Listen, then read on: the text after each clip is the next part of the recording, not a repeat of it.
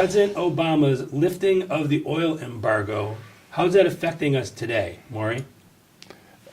Well, the way it's affecting us today is we are now able to ship our oil and our natural gas, our fossil fuels, anywhere in the world. Before that, it went back to the embargo that was put on by Nixon? Richard Milhouse Nixon put it on because we were being embargoed by the Saudis because we helped Israel fight the war against the Syrians. And that's when we were waiting in line for gas, and you had odd day, even day. It goes back to 1974. But still,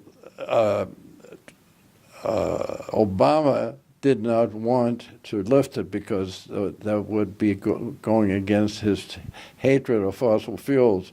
So the deal was made. He says, okay, I'll lift that embargo if you'll support my expenditures for the last 120 days of my being in the office.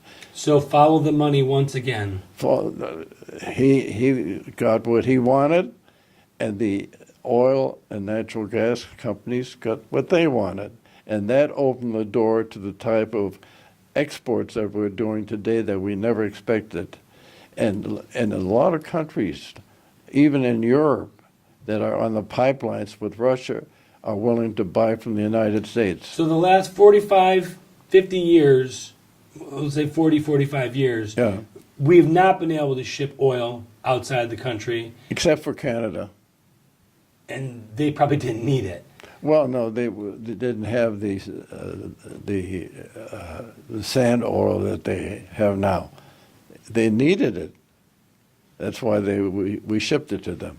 So it was probably worth it in your mind to make that deal with President Obama back then. I would certainly say so.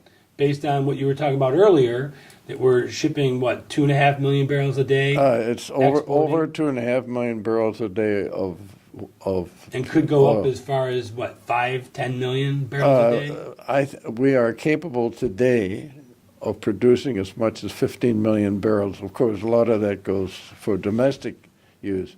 But we are definitely on our way to become the #1 oil producer of the world in the next couple of years.